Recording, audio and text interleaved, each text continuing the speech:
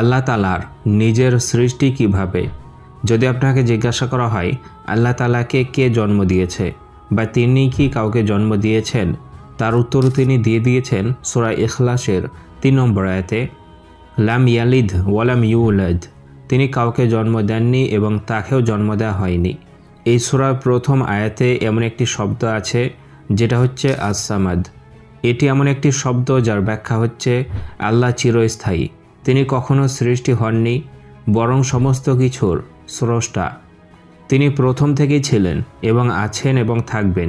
আর এ সম্পর্কে তিনি সূরা হাদীদের 3 নম্বর আয়াতে জানিয়ে দিয়েছেন, ওয়াল আউয়ালু ওয়াল আখির, তিনি প্রথম ও তিনি শেষ।